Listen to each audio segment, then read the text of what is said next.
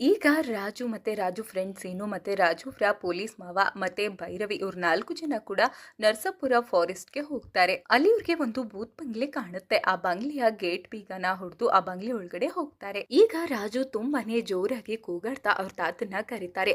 Low Kanakaraju, ಎಲ್ಲಿದೆಯಾ? ಹೊರಗಡೆ ಬಾರೋ, ದುಡ್ಡಿಗೋಸ್ಕರ ನಮ್ಮ ಅಜ್ಜಿ ಜೀವನದಲ್ಲೇ ಆಟ ಆಡ್ದ, ನೀನು ಆಚೆ ಬಾರೋ ಅಂತ ಕರೀತಾ ಇರ್ತಾರೆ. ಇದೇ ಟೈಮ್ಗೆ ಮೂವಿ ಸ್ಟಾರ್ಟಿಂಗ್ ನಲ್ಲಿ ಒಬ್ಬ ವ್ಯಕ್ತಿ ನೋಟ್ ಎತ್ಕೊಳ್ಳೋದಕ್ಕೆ ಅಂತ ಈ ಬಂಗ್ಲೆ ಒಳಗಡೆ ಬಂದಲ್ಲ, ಆ ವ್ಯಕ್ತಿ ಈ ಬಂಗ್ಲೆ ಒಳಗಡೆನೆ ಲಾಕ್ ಆಗಿರ್ತಾನೆ. ಈಗ ರಾಜು ದುಡ್ಡು ಮತ್ತೆ ಒಡವೆ ಇತ್ತಲ್ಲ ಆ ರೂಮ್ಗೆ ಬಂದು ಇದೆಲ್ಲ ನನ್ ಸ್ವತ್ತು, ಇದನ್ನ ನಾನು ತಗೊಂಡು ಹೋಗ್ತೀನಿ ಅಂತ ನೋಡ್ತಾ ಇರ್ತಾನೆ. ಅಷ್ಟಕ್ಕೆ ಆ ಬಿಲ್ಡಿಂಗ್ ನಲ್ಲಿ ಲಾಕ್ ಆಗಿದ್ನಲ್ಲ ಆ ವ್ಯಕ್ತಿ ಇವ್ರ ಹತ್ರ ಬಂದು ಅದನ್ನ ಮುಟ್ಬೇಡಿ, ಇದನ್ನ ತಗೊಂಡು ಹೋಗ್ಬೇಡಿ ಅಂತ ಹೇಳ್ತಾನೆ. ಅದಕ್ಕೆ ಈಗ ರಾಜು ಎಲ್ಲಿ ನಮ್ ತಾತ ಕರಿ ಅಂತ ಹೇಳ್ತಾನೆ. ಅದಕ್ಕೆ ಈತ ಹೇಳ್ತಾನೆ, ನಿಮ್ ತಾತ ಎಲ್ಲಿ ಬದುಕಿದ್ದಾರೆ ಸರ್? ಅವರು ಸತ್ತೋಗಿದ್ದಾರೆ, ಗವರ್ನಮೆಂಟ್ ಹಾಸ್ಪಿಟಲ್ ನಲ್ಲಿ ಹಾರ್ಟ್ ಅಟ್ಯಾಕ್ ಆಗಿ ತೀರ್ಕೊಂಡ್ರು. ಇದು ಅನಾಥ ಶವ ಅಂತ ಹೇಳಿ ಈ ಬಾಡಿನ ಸುಟ್ಟಾಕ್ಬಿಟ್ ಬಾ ಅಂತ ನನ್ನನ್ನ ಕಳಿಸಿದ್ರು. ಆದ್ರೂ ಸಹ ರಾಜು ಕೇರೆ ಮಾಡದೆ ಆ ಒಡವೆಗಳನ್ನ ಮುಟ್ಟೋದಕ್ಕೆ ಹೋದಾಗ ಒಂದು ಪತ್ರ ಹಾರ್ಕೊಂಡ್ ಬಂದು ಒಂದು ಮ್ಯೂಸಿಕ್ ಪ್ಲೇಯರ್ ಮೇಲೆ ಕೂರುತ್ತೆ.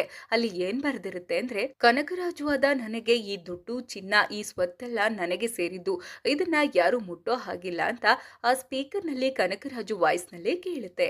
ಈಗ ರಾಜು, ನೀನ್ ಹೇಳೋ ಕಥೆನೆಲ್ಲ ಕೇಳೋಕ್ ಬಂದಿಲ್ಲ, ಇದನ್ನೆಲ್ಲ ನಾನ್ ತಗೊಂಡ್ ಹೋಗ್ತೀನಿ ಅಂತ ಮತ್ತೆ ಅದನ್ನ ಮುಟ್ಟೋದಕ್ ಹೋದಾಗ ಕನಕರಾಜುವಿನ ಅಸ್ಥಿ ಮಡಿಕೆಯಿಂದ ಆಚೆ ಬಂದು ದೆವ್ವಾಗಿ ಇವ್ರಿಗೆಲ್ಲ ಬಂದು ಎದುರಿಸುತ್ತೆ. ಇವರೆಲ್ಲರೂ ಈಗ ಕನಕರಾಜುವಿನ ದೆವ್ವ ನೋಡಿ ಸಖತ್ ಎದುರ್ಕೋತಾರೆ. ಮತ್ತೆ ಇವರೆಲ್ಲರೂ ಕೂಡ ಈ ಬಂಗ್ಲೆಯಿಂದ ಹೊರಗಡೆ ಹೋಗೋದಕ್ಕೆ ನೋಡ್ತಾರೆ.